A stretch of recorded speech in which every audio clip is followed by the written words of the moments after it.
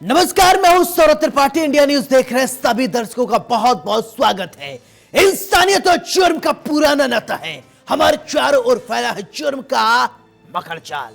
ऐसे में कौन कहां हो जाए शातिर का शिकार और किसके लिए जारी हो जाए मौत का फरमान। इतना नहीं, मिटा दिए जाते हैं जुर्म के सारे सबूत। जुर्म दर जुर्म, कत्ल दर कत्ल जारी है अपराध की दुनिया का काला कारोबार। लेकिन हम आपको सच दिखाएंगे, क्योंकि कहीं होता है रेप तो कहीं होती है लूट सरेआम। हो सकता है आपके शहर में वो अपराधी बेखौफ घूम रहा हो, इसलिए आपको सावधान करने के लिए हम लेकर आए हैं हर जुर्म की पूरी दास्तान। आपको दिखाएंगे अपराधी का चेहरा खूंखार, जिसने मचा रखा है हाहाकार।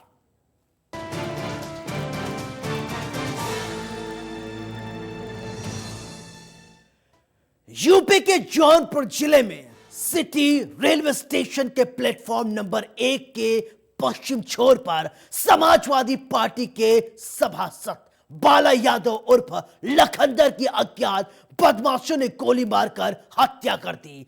बदमाश एक दो नहीं बल्कि आधा दर्जन की संख्या में पहुंचे थे। सपा नेता पर ताबड़तोड़ गोलियां बरसाई। सभासद की हत्या कर बदमाश फरार हो गए। गोलियों की तड़तड़ाहट से देखिए जौनपुर में कैसे मचा हाहाकार।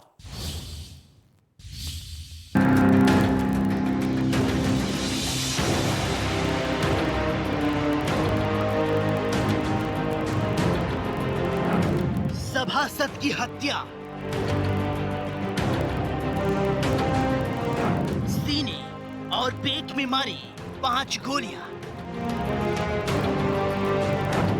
वारदात के बाद बदमाश फरार। कहां है आरोपी, कब होगी गिरफ्तारी? गोलियों के तड़तड़ाहट से हाहाकार।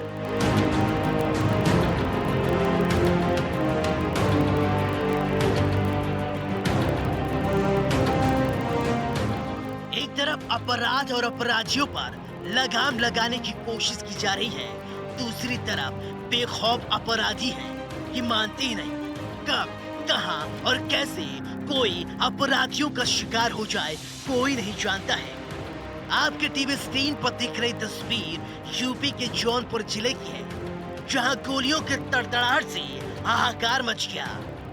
जौनपुर के सिटी रेलवे स्टेशन के प्लेटफॉर्म पर देर रात नगर पालिका के सभासद और प्लाटर बाला यादव की अज्ञात बदमाशों ने गोली मारकर हत्या कर दी। हत्या के बाद इलाके में सनसनी फैल गई। घटना को अंजाम देने के बाद बदमाश मौके से फरार हो गए।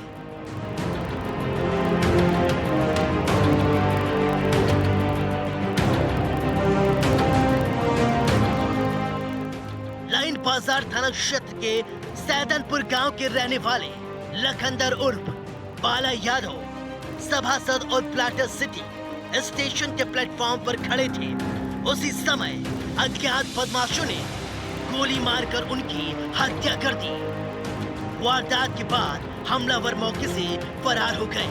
सभासद बाला यादव जमीन की प्लॉटिंग करते थे। बताया जा रहा है इसी वजह से उनकी कई लोगों से दुश्मनी भी रही है। आशंका जताई जा रही है कि पुरानी रंजिश की वजह से किसी ने उन्हें गोली मार दी। बाला लखंदर इनका नाम था। ये सैदनपुर के वार्ड से सभासद थे और समाजवादी पार्टी के सभासद थे। आज बहुत जो है जौनपुर के लिए दुखदाई दिन था। हमारे ही बगल में कुरचनपुर में एक महिला की कैंची से घोंप कर हत्या हो गई, और आज जिस तरह से बाला लखंदर की हत्या हो गई, निश्चित रूप से ही बहुत दुखदाई है। और पूरे जौनपुर सहित पूरे प्रदेश में जंगल राज, गुंडा राज कायम है। आप देख रहे हैं कि जिस तरह से हत्याओं की बाढ़ आ गई है, पुलिस प्रशासन का कोई नियंत्रण नहीं रहा। वारदात की जानकारी मिलते ही मौके पर पहुंचे रेलवे के वरिष्ठ पुलिस अधिकारी ने शव को कब्जे में लेकर पोस्टमार्टम के लिए भिजवाया और मामले की तफ्तीश शुरू करा दी। यहाँ पर ये टाइम लगभग 8:15 बजे का रहा है, और ये प्लेटफार्म नंबर 1 पर यहाँ पर कोई बाला लखंदर यादव नाम के व्यक्ति, जो चौकी के बगल में इनका निवास है, वो यहीं पर उनको कुछ लोगों ने गोली मार दिया। आवाज़ सुन करके, फायरिंग की आवाज़ सुन के जो हमारे ड्यूटी पर कर्मचारी थे वो आए तो देखे कि उनको गोली लगी है, बोल नहीं पा रहे थे, उनको तत्काल अस्पताल ले जाया गया। और इसके बाद की फिर घटना जो भी है वो आपको बाद में जब कितने राउंड फायरिंग हुई है यहाँ पर अभी तक 6-7 राउंड मिले हैं, बाकी अभी रात का समय इसको देखा जा रहा है कि और गोली कहाँ लगी है? अभी ये पंचायतनामा पोस्टमार्टम के बाद ही किया। जौनपुर में बढ़ते अपराध ने एक बार फिर साबित कर दिया है कि बदमाशों में पुलिस और कानून का खौफ खत्म होता जा रहा है। आए दिन घटनाएं बढ़ती जा रही हैं और इस तरीके की वारदात को अंजाम बदमाश दे रहे हैं और पुलिस को खुली चुनौती भी दे रहे हैं। इस वारदात के बाद कई सवाल खड़े होते हैं। अपराधी इतने बेखौफ कैसे हो गए हैं? अपराधी क्यों पुलिस को खुली चुनौती दे रहे हैं? खैर, पुलिस ने मामला दर्ज कर लिया है। अब देखने वाली बात होगी पुलिस कब आरोपियों को गिरफ्तार कर सलाखों के पीछे भेजती है और आगे की कार्रवाई करती है। इंडिया न्यूज के लिए जौनपुर से राजन मिश्रा की रिपोर्ट। कानपुर की हम एक ऐसी महिला की कहानी दिखाएंगे जिसे देखकर रोंगटे खड़े हो जाएंगे। एक दिव्यांग महिला एसआई किस तरीके से उससे घूस मांग रहा है, किस तरीके से कानपुर का ये एसआई खाकी को बदनाम कर रहा है। हम आपको दिखाएंगे कैसे एक दिव्यांग महिला इसलिए तर भटक रही है क्योंकि उसका 15 साल की उसकी बेटी कहीं लापता हो गई। उसने प्रशासन से गुहार लगाई। एसआई ने इसके एवज में उससे अपनी गाड़ी में डीजल भरवाया। भीख मांग मांग कर इस महिला ने 15,000 रुपए का डीजल भराया। देखिए कानपुर में किस तरीके से इस एसआई की संवेदनाएं खत्म हो गई हैं। इस तस्वीर के सामने आने के बाद कैसे मचा कानपुर में हाहाकार।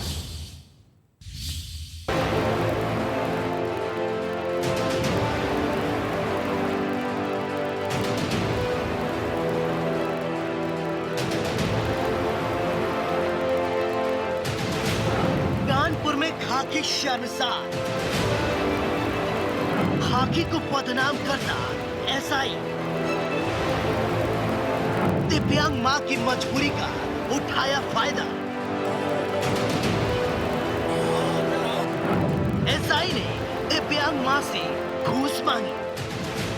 बेशर्मी की सारी हदें पार। भीख मांगकर एसआई की डिमांड की पूरी। फिर भी एसआई को उस पर तरस नहीं। गाड़ी में 12,000 का डीजल भरवाया। खबर के बाद मचा हाहाकार।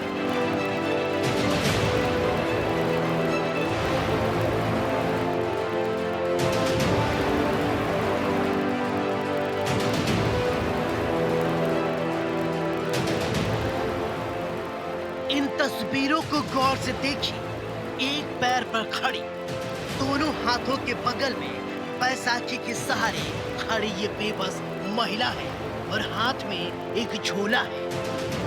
इस दिव्यांग महिला की व्यवस्था तो देखिए। एक तो उस पर ऊपर वाले ने इसकी जिंदगी बैसाखी के सहारे चलने को मजबूर कर दिया है। दूसरी तरफ इस बेचारी महिला के ऊपर दुखों का पहाड़ टूट पड़ा है। इस महिला की एक 15 साल की बेटी लापता हो गई है। उस माँ को हर हाल में अपनी 15 साल की बेटी की तलाश थी। वो दिन रात भीख मांगती और उस चौकी इंचार्ज की गाड़ी में डीजल भरवाती थी, जिसने इससे रिश्वत के बदले में बेटी को तलाशने का वादा किया था। 1 महीने इंतजार के बाद अब आस टूट गई और एक मजबूर मां ने अब डीआईजी से गुहार लगाई।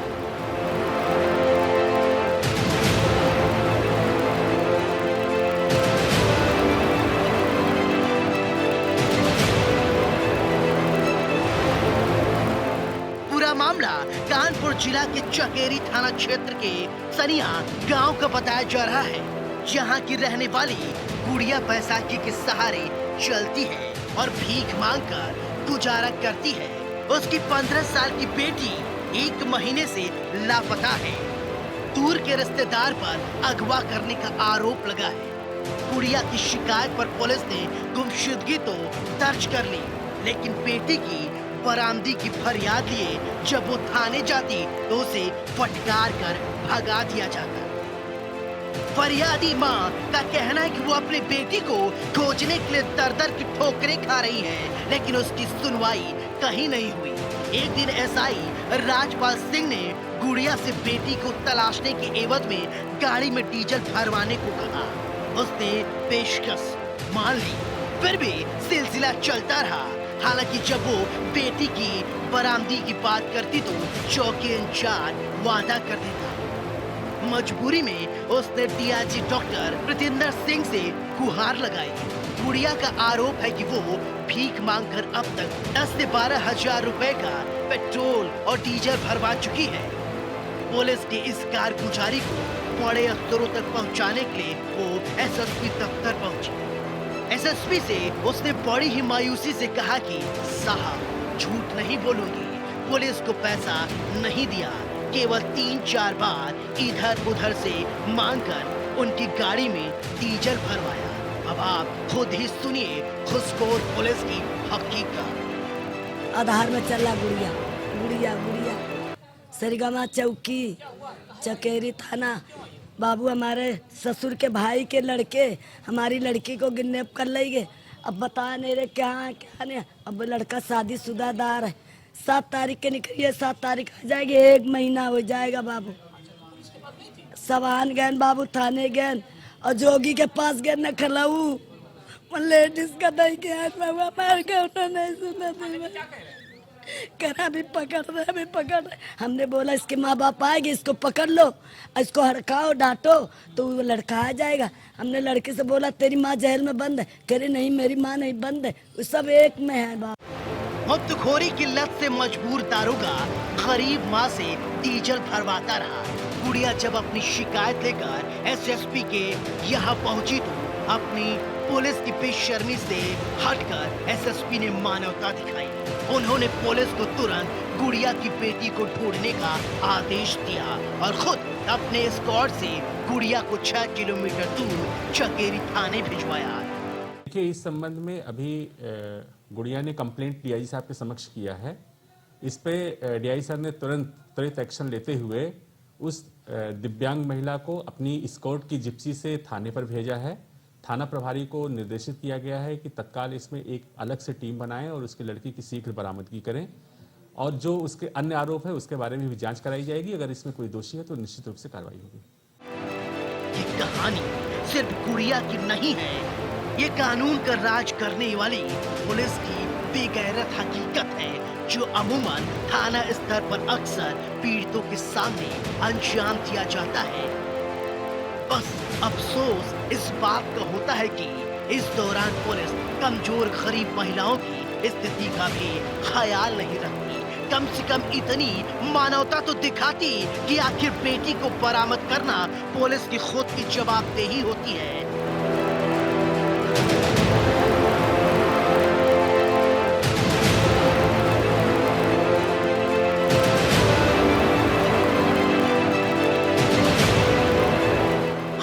अब पुलिस प्रशासन के आला अधिकारियों के संज्ञान में ये मामला आ गया है। अब देखने वाली बात होगी कि पीड़ित महिला को कब न्याय मिलता है, कब उसकी बेटी उसे मिलती है। इंडिया न्यूज के लिए कानपुर से राहुल की रिपोर्ट। कानपुर पुलिस का बेशरम चेहरा एक बार फिर आया सामने। हम बात कर रहे हैं कानपुर के चकेरी थाना क्षेत्र की, जहां एक विकलांग महिला की बेटी को ढूंढने के लिए कानपुर पुलिस उससे लगातार डीजल भरवा रही थी। लेकिन हैरानी की बात यह थी कि जो बेटी 1 महीने से लापता थी या जिसे जो कुछ लोग उठा ले गए थे, उसका पता लगाने की अपेक्षा कानपुर की चकेरी पुलिस अभी तक उसको बरामद भी नहीं कर सकी और उस गरीब लाचार विकलांग महिला से लगातार डीजल भरवाती थी। लेकिन कहीं ना कहीं कानपुर के डीआईजी ने इस पूरे मामले को गंभीरता से लेते हुए इस पूरे मामले में तत्काल जो दरोगा था, जो इन्वेस्टिगेशन कर रहा था पूरे मामले की, उसको सस्पेंड कर दिया है और अपनी गाड़ी से खुद महिला की पुत्री की तलाश के लिए जीप भेजी है, स्क्वाड भेजा है, ताकि जल्द से जल्द उस विकलांग महिला की जो बेटी है उसको बरामद किया जा सके। कैमरा पर्सन आरुष सोनकर के साथ राहुल वाजपेयी। यूपी के मऊ जिले के कलेक्ट्रेट परिसर में सपा नेता की पिटाई का मामला तूल पकड़ता जा रहा था और पुलिस ने आरोपी को गिरफ्तार कर लिया है और आरोपी जिस तरीके से लुका छिपी खेल रहा था उसे अब पुलिस ने गिरफ्तार किया है। इससे पहले बताया जा रहा है चौहान विस्थापित राजपुताना मंच के सदस्यों ने कलेक्ट्रेट परिसर पहुंचकर आरोपी की गिरफ्तारी की मांग की थी और ये पूरा मामला है कि मुख्यमंत्री के लिए गलत शब्दों का इस्तेमाल किया गया था। देखिए इस मारपीट से किस तरीके से मचा था हाहाकार।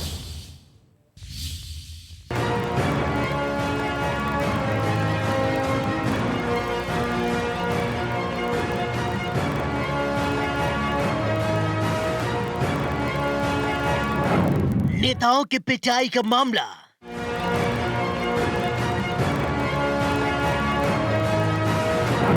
कलेक्टर परिसर में हुआ था हंगामा। करणी सेना भारत का जिला अध्यक्ष गिरफ्तार। एक्शन में यूपी पुलिस।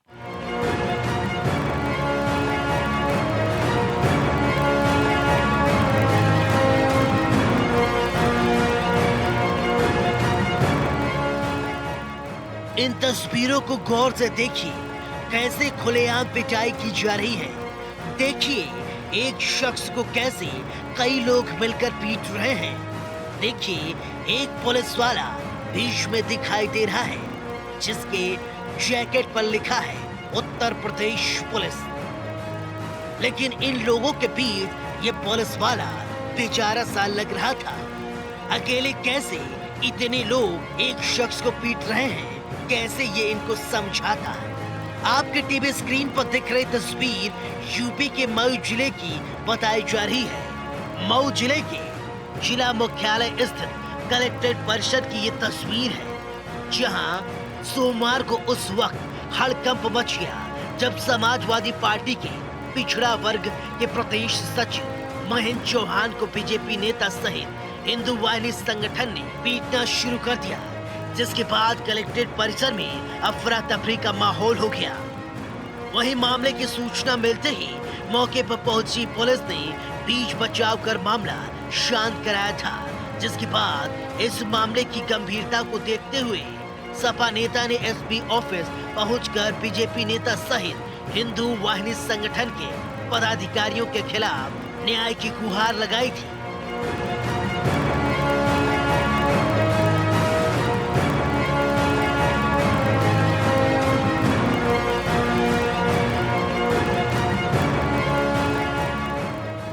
बताया जा रहा है पिछले दिनों कैबिनेट मंत्री दारा सिंह चौहान का करीबी राहुल दीक्षित ने सीएम योगी आदित्यनाथ के खिलाफ अपशब्दों का इस्तेमाल करते हुए एक वीडियो वायरल हुआ था, जिसके बाद करणी सेना भारत के जिला अध्यक्ष देवेंद्र सिंह ने दारा सिंह चौहान के पोस्टर पर जूता भी मारा था और चौहान को गाली दिया।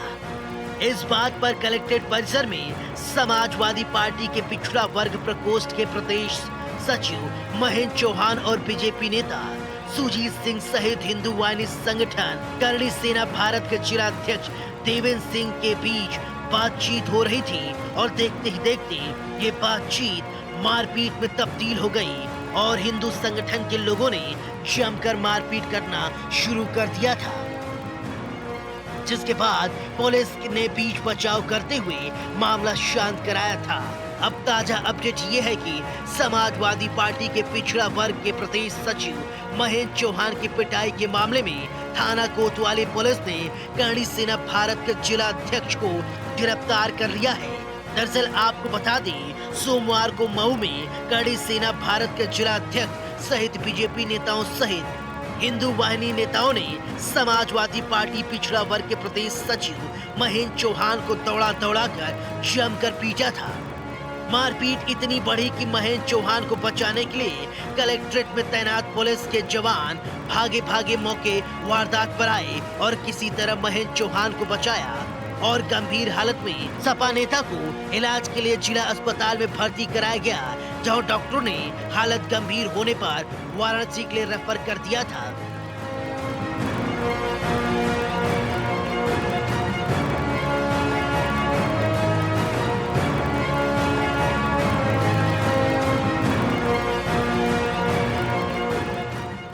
जिसके बाद पुलिस ने देर रात कर्णी सेना भारत के जिला अध्यक्ष के खिलाफ मुकदमा दर्ज कर लिया।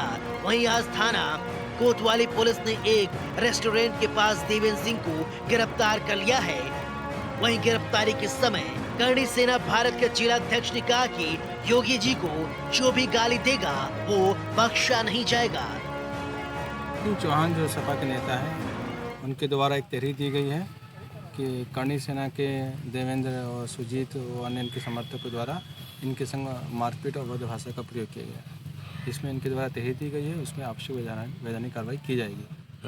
सर वहाँ पे बताया जा रहा है छुड़ा काफ़ी छुड़ा क्या पूरा मामला? हाँ, कुछ ऐसा मतलब जो है हाँ पुलिस मौजूद थी, कुछ मारपीट का मामला है जिसमें प्रथम दृष्टया ये प्रतीत हो रहा है कि कर्णी सेना के देवेंद्र और सुजीत द्वारा इनके ऊपर जो है मारपीट की गई है, महेंद्र सिंह चौहान के ऊपर मारपीट की गई है और उसकी जाँच की जा रही है। ये गलत संदेश जा रहा है, समाज हमसे पूछ रहा है, तो हमने कहा भाई समाज हमको भाजपा को वोट दिया और भाजपा के लोग ही उनको जूते से मार रहे हैं तो समाज समझे। और ये कह रहे हैं कि हमको जो है गाली रहे हैं, हमने कुछ भी नहीं कहा। हमने तो ये कहा है कि समाज को इस तरह से, समाज में रहने वाला व्यक्ति इस तरह से काम नहीं करना चाहिए। आप किस पद पे हैं? मैं प्रदेश सचिव समाजवादी पार्टी पिछड़ा वर्ग। तो आपको क्यों पीटा गया है? हमको केवल यही कहा गया है कि भाई ये संवैधानिक आप विरोध करिए, किसी को वीडियो जारी करके किसी समाज को जूता मत मारो।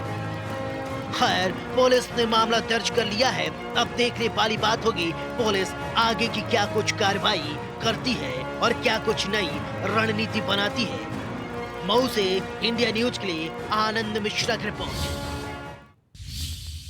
एक तरफ महिलाओं और बेटियों की सुरक्षा की बात कही जा रही है और लगातार कोशिश की जा रही है, दूसरी तरफ इंसान की शक्ल में हैवान बन चुके हवस के भूखे भेड़िए हैं कि मानते नहीं।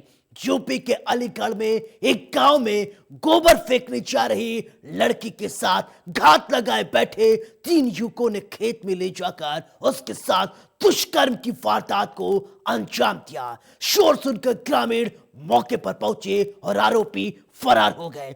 देखिए इस वारदात के बाद कैसे मचा हाहाकार।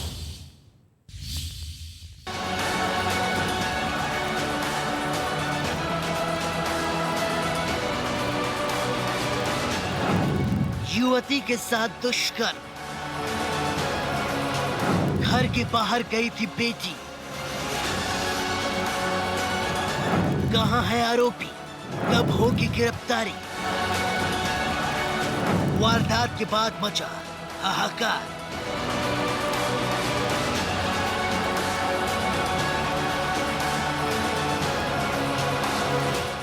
एक तरफ महिलाओं और बेटियों की सुरक्षा के लिए लगातार कोशिश की जा रही है, दूसरी तरफ इंसान की शक्ल में हैवान बन चुके हवस के भूखे भेड़िए हैं कि मानते ही नहीं। आपकी टीवी स्क्रीन पर दिख रही तस्वीर यूपी के अलीगढ़ जिले की है। बताया जा रहा है जहां अलीगढ़ खैर थाना क्षेत्र के एक गांव में गोबर डालने गई लड़की को 3 युवक खेत में खींच कर ले गए और उसके साथ दुष्कर्म की वारदात को अंजाम दिया। शोर सुनकर पहुंचे ग्रामीणों से पहले ही तीनों आरोपी मौके से फरार हो गए। पीड़िता के पिता ने ग्रामीणों के साथ जाकर सीओ विकास कुमार को वारदात की जानकारी दी और तहरीर भी दी।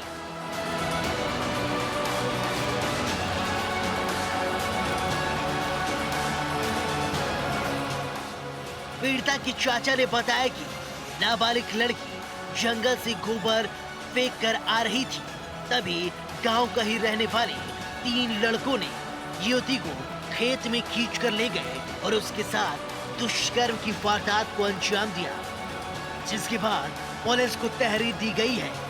महिला पुलिस ने किशोरी से पूछताछ के बाद डॉक्टरी परीक्षण के लिए भी भेज दिया है। सुबह गोबर डालने गई थी, तो वहाँ पे गोबर डालकर लौट रही थी, तो वहाँ लड़के खड़े थे। तो वो लड़के मतलब उस लड़की को खींचकर उस लाया के खेत में ले गए और एक लड़के ने उससे रेप किया और 2 लड़के वहाँ खड़े रहे। जो रेप किया उस लड़के का नाम सुधीर है, वो सौरभ है। हाँ, मेरी लड़की सवेरे गोबर पास में गई। सुबह टाइम 9 बजे करीब। 9 से बाद की बात है। 9 से बाद हुआ, 9 से पहले हुआ 9 बजे करीब। उसके बाद 3 लड़कों ने मेरी लड़की को सब कुछ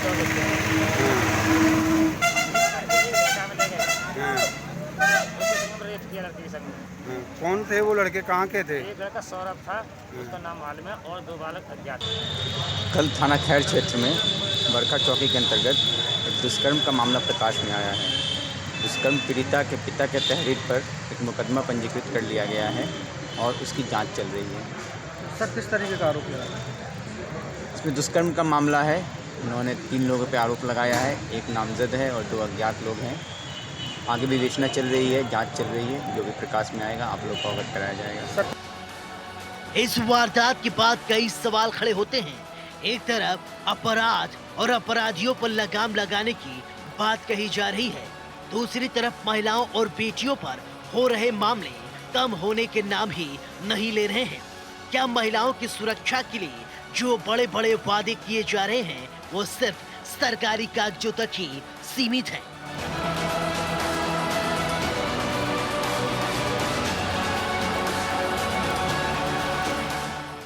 खैर, पुलिस ने मामला दर्ज कर लिया है।